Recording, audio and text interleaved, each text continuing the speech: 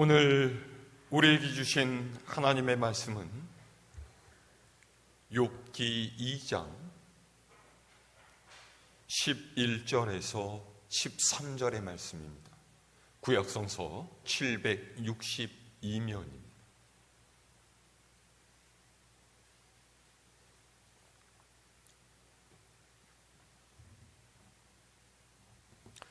봉독하겠습니다. 그때 욥의 친구 세 사람이 이 모든 재앙이 그에게 내렸다 함을 듣고 각각 자기 지역에서부터 이르렀으니 곧 대만 사람 엘리바스와 수아 사람 빌닷과 나아마 사람 소발이라. 그들이 욥을 위문하고 위로하여 하여 서로 약속하고 오더니 눈을 들어 멀리 보매 그가 욥인 줄 알기 어렵게 되었으므로 그들이 일제히 소리질러 울며 각각 자기의 겉옷을 찢고 하늘을 향하여 티끌을 날려 자기 머리에 뿌리고 밤낮 7일 동안 그와 함께 땅에 앉았으나 욥의 고통이 심함을 보므로 그에게 한마디도 말하는 자가 없었더라. 아멘. 할렐루야.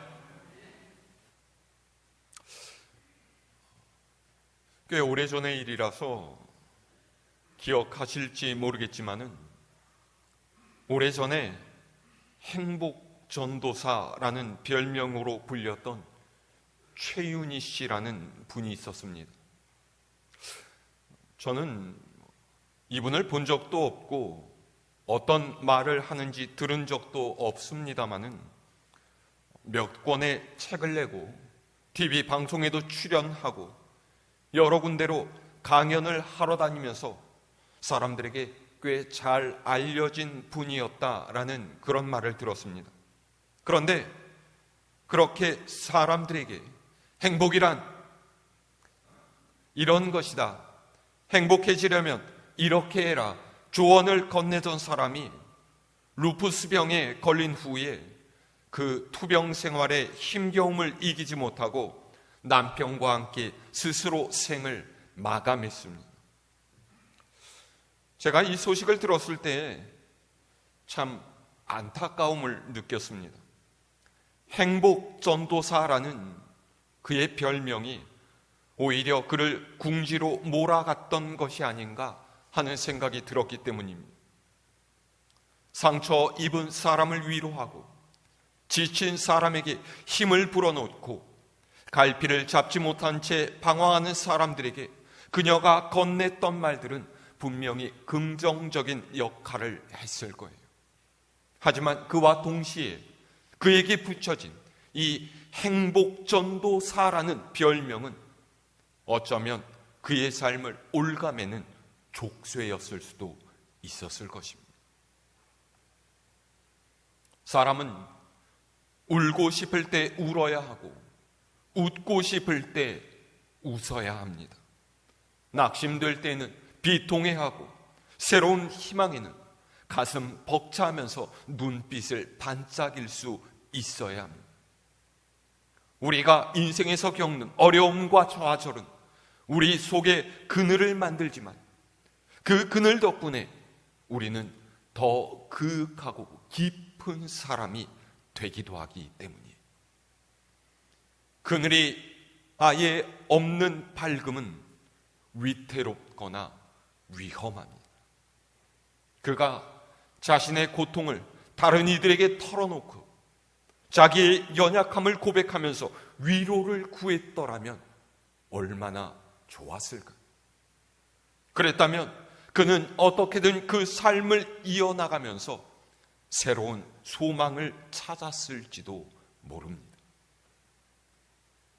그런데 그렇게 할 수 없었던 것은 행복전도사라고 알려진 자신의 별명 때문에 남의 시선을 지나치게 의식할 수밖에 없었기 때문이 아니었을까, 그런 생각이 들었던 거예요. 그리고 이와 비슷한 시기에 우리는 한 가지 뉴스를 더 들었습니다. 지하 700m의 갱도에 매몰되었던 칠레 광부들 33명이 무려 69일 만에 구출된 일이었습니다.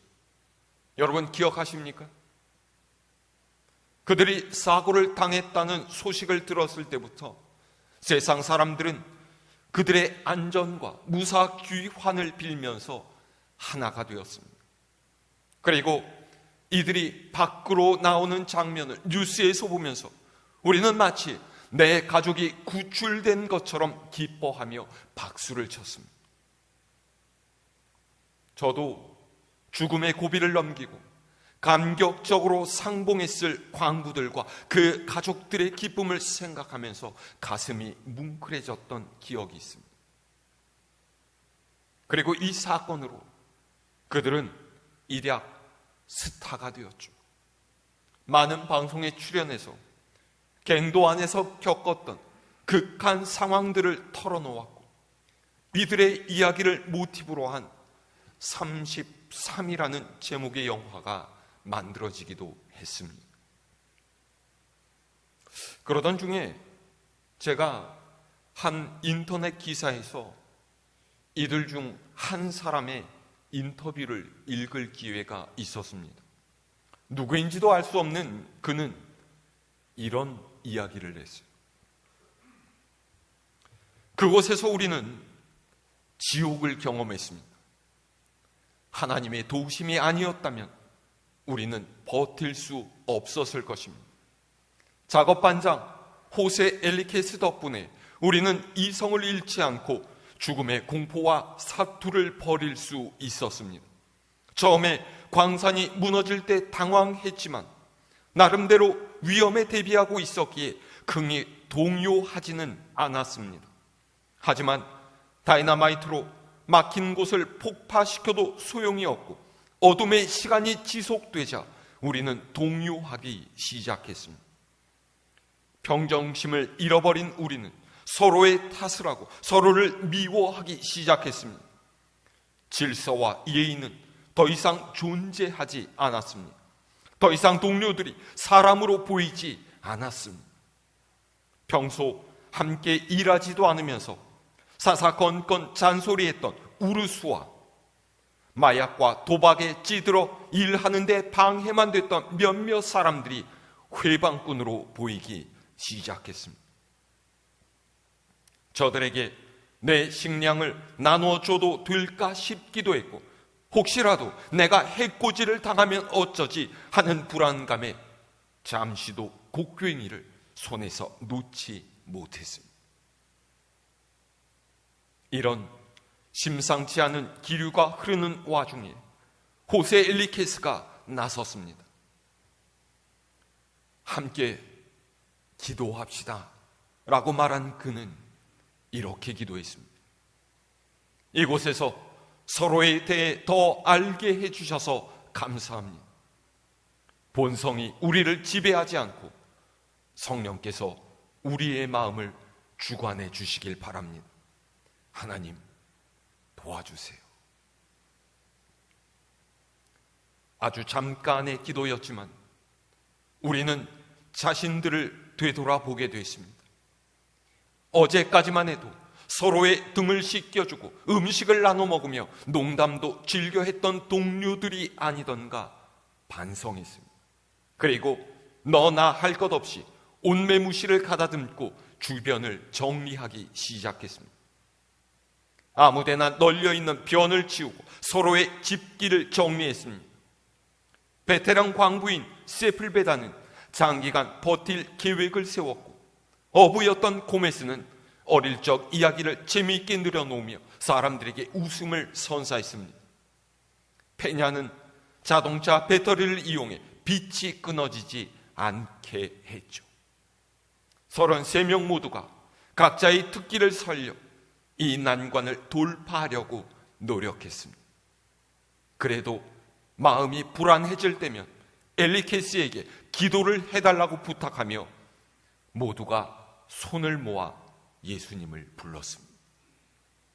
예수님은 34번째의 동료이자 우리를 살려줄 구원자였습니다.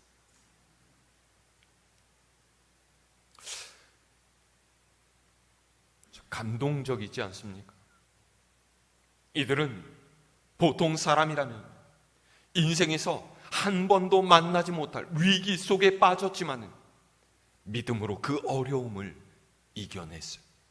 그리고 이 사건 이후에 그들의 삶이 달라졌습니다. 믿지 않던 이들 중 절반 이상이 교회에 다니기 시작했고요. 마약과 도박에서 손을 끊었습니다. 가족을 사랑하고 가난한 동료와 이웃들에게 작은 정성이나마 전달하려고 노력하며 살고 있습니다. 고난이 그들의 삶을 바꾸었고 그 고난 속에서 만난 예수님께서 그들 인생의 주인이 되신 거예요.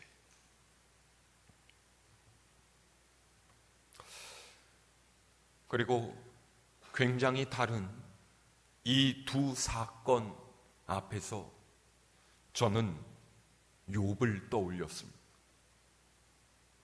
여러분, 욥이 겪을 수밖에 없었던 시련을 이미 잘 알고 계실 거예요. 그는 정말 남부러울 것이 없는 인생을 사는 사람이었습니다. 성경은 욥에 대해서 이렇게 설명하고 있어요. 욥기 1장 1절에서 3절 말씀 이렇게 되어 있습니다. 우스 땅에 욥이라 불리는 사람이 있었는데 그 사람은 온전하고 정직하여 하나님을 경외하며 악에서 떠난 자더라. 그에게 아들 7과 딸 3이 태어나니라. 그의 소유물은 양이 7,000마리요 낙타가 3,000마리요 소가 500결이요 암나귀가 500마리이며 종도 많이 있었으니 이 사람은 동방 사람 중에 가장 훌륭한 자라. 아멘.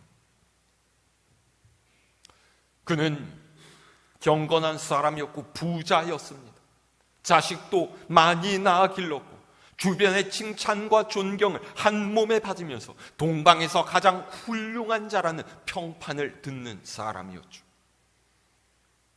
이만한 사람 어디 있겠습니까? 객관적으로 보아도 그는 참 행복한 사람입니다. 그런데 그에게 닥쳐온 불행은 너무나 갑작스러웠습니다. 그렇게 우리는 욥의 몰락에 당황하지 않을 수가 없어요. 성경은 욥의 몰락이 사탄의 질투로부터 비롯되었다라고 말하고 있습니다. 하나님께서 욥을 칭찬하시자 그 말을 들은 사탄은 마치 혼잣말을 하듯이 투덜거렸습니다. 욥이 아무것도 바라는 것 없이 하나님을 경외하겠습니까? 사탄의 이 말은 욥기를 이해하는 열쇠가 되는 말입니다. 하나님께서 우리가 원하는 바를 들어주시지 않을지라도 여전히 우리가 신앙을 유지해 갈 수 있겠는가 하는 것이죠. 여러분은 어떻게 생각하십니까?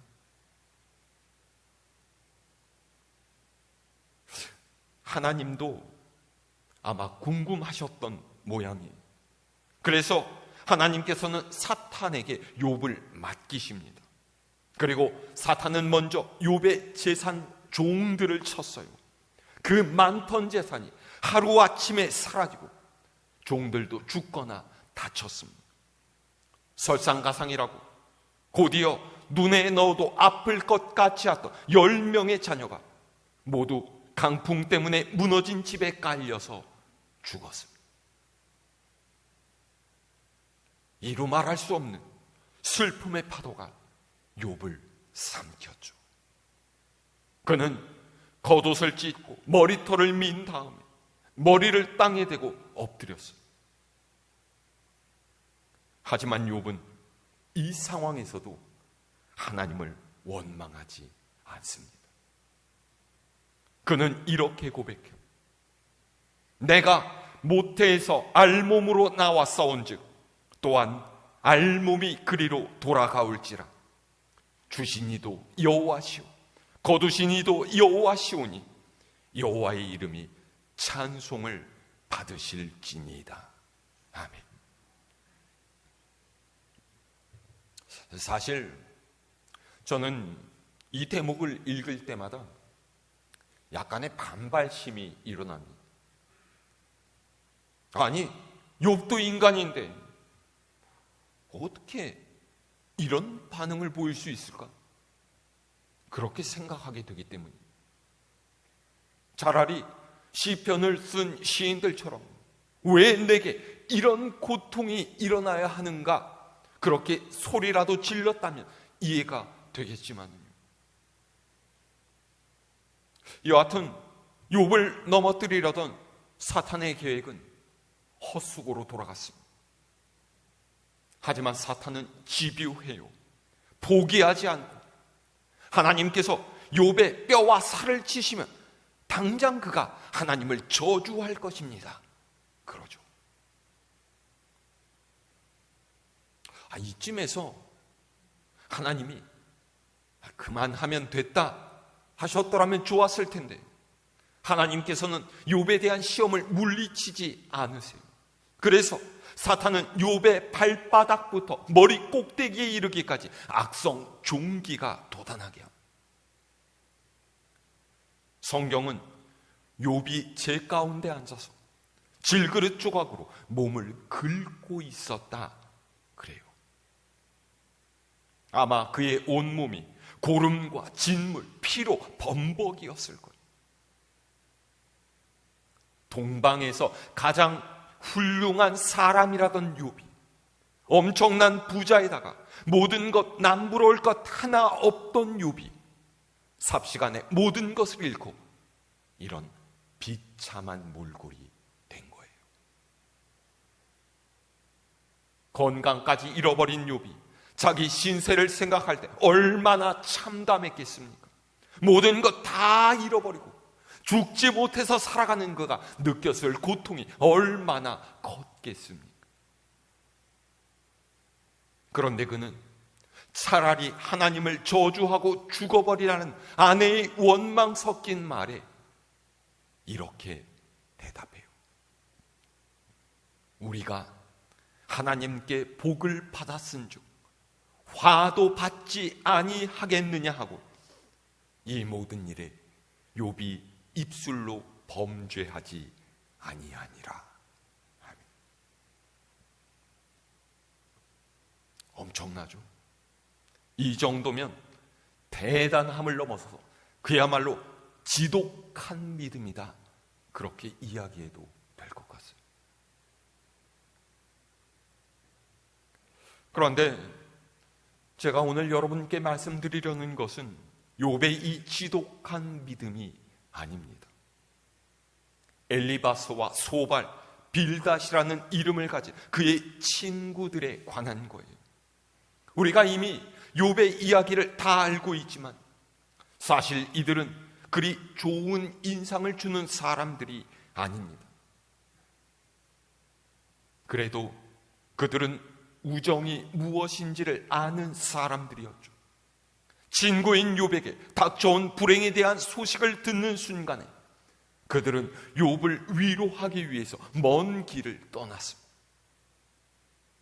만나서 어떻게 위로해야 되겠다 이런 생각조차 하지 못했을지도 모릅니다. 그리고 어쩌면 이들은 욥과의 만남을 피할 수도 있었을 거예요. 불행조차 전염될지 모른다라는 생각에 혹시 어떤 말을 해야 할까 그런 난감함을 핑계 삼을 수도 있었겠죠.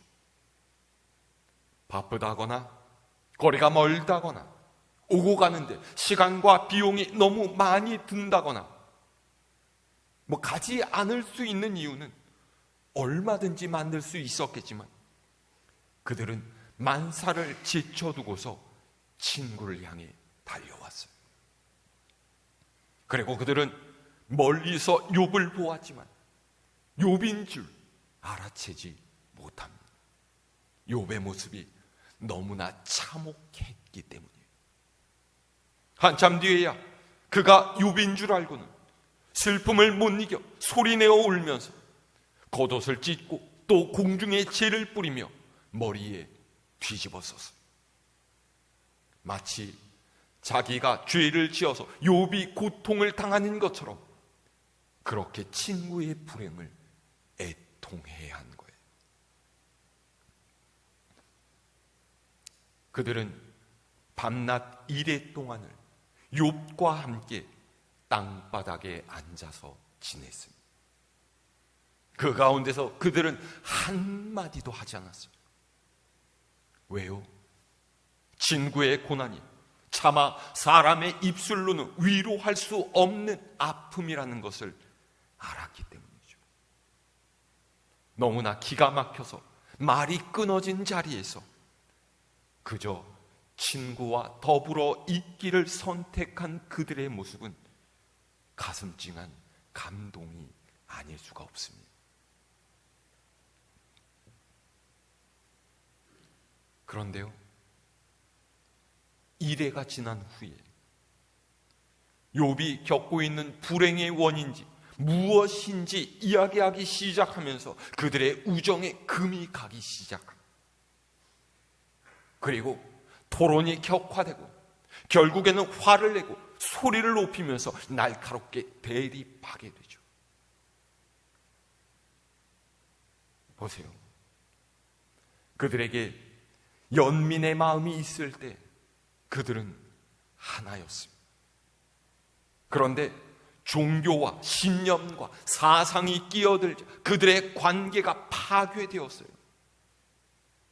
친구가 겪는 고통의 가장자리에 가만히 있어줄 때 그들은 우정의 사람이었습니다. 그런데 고난의 원인을 밝혀내려고 자기 주장을 드러내는 순간에 그들은 재판관이 되었습니다. 전통적으로 갖고 있던 생각, 하나님께 죄를 지었기 때문에 욥이 이런 벌을 받고 있다라고 생각하면서 친구들은 욥을 정죄하고 그가 회개할 것을 요구했죠. 하지만 이런 도식이 들어맞지 않는 일이 세상에는 얼마나 많은지 모릅니다. 사람의 삶은 그의 판단을 뛰어넘는 거예요. 왜냐하면 우리의 삶이 크고 놀라우신 하나님의 손에 달려있기 때문이에요.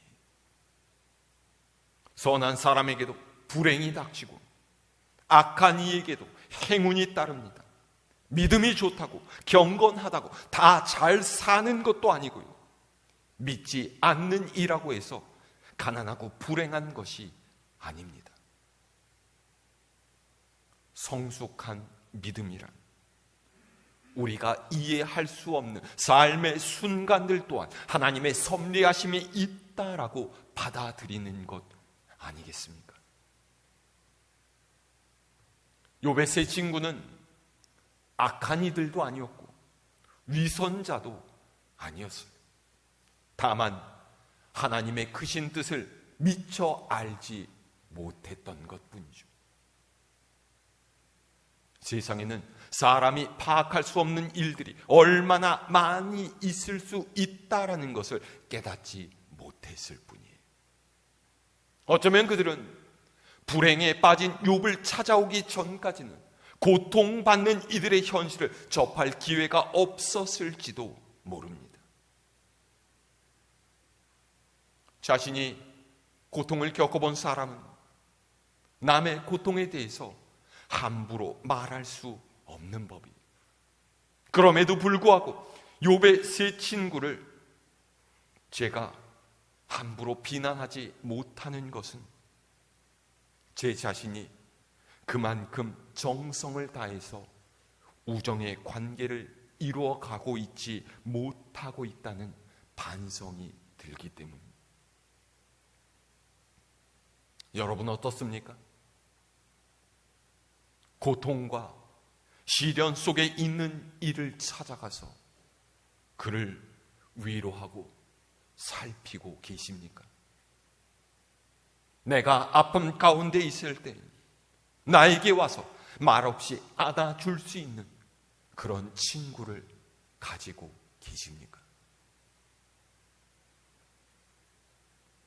두려움 속에 떨고 있을 때 누군가 다가와서 말없이 손을 잡아주면 우리 속에는 새로운 힘이 차오릅니다.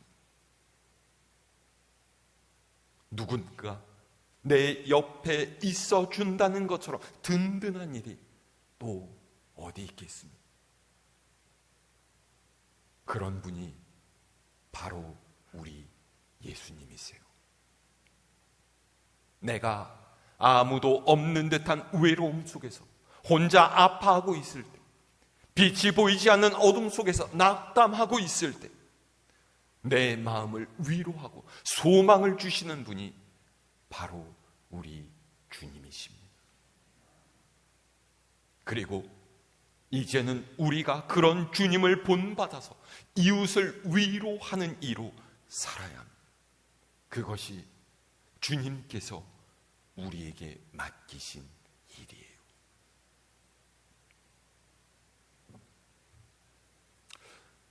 독일 시인 라이너 마리아 릴케가 지은 엄숙한 시간이라는 시가 있습니다. 전문을 읽어드릴게요. 지금 세상의 어디에선가 누군가 울고 있다.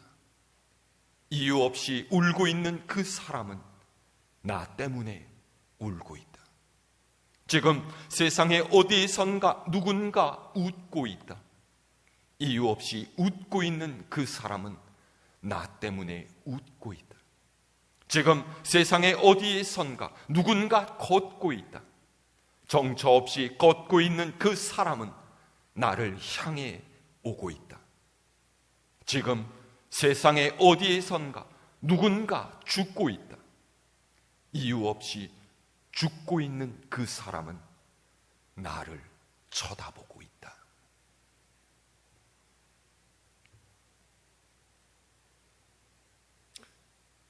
여러분, 세상의 모든 사람은 나와 무관한 사람이 아닙니다. 굶주림과 빈곤에 허덕이는 사람들, 전쟁의 항복판에서 죽음의 위협 가운데 처해 있는 이들, 권력과 힘에 눌려서 인권을 유린당하는 여성들과 착취와 무관심 속에서 삶의 기회를 누리지 못하는 아이들이 이웃이 되어줄 이들을 간절하게 기다리고 있어요. 지금의 우리 사회도 그렇습니다. 안타깝게 죽은 젊은 해병대원의 어머니가 울부짖고 있고요. 경기도 어느 공장의 화재로 죽은 외국인 노동자들의 가족이 슬픔 가운데 비통한 눈물을 흘리고 있습니다. 여러분, 우리가 하나님께로부터 각자의 달란트와 능력을 받은 것은 바로 우리로 그들의 이웃이 되게 하시려는 하나님의 뜻이 있다라는 것을 기억하시기를 바랍니다. 문제와 이유에 대해서 이렇다 저렇다 떠드는 이가 아니라 말없이 고통받는 이 곁에 머물러주는 이웃의 삶을 선택하시기를 바랍니다.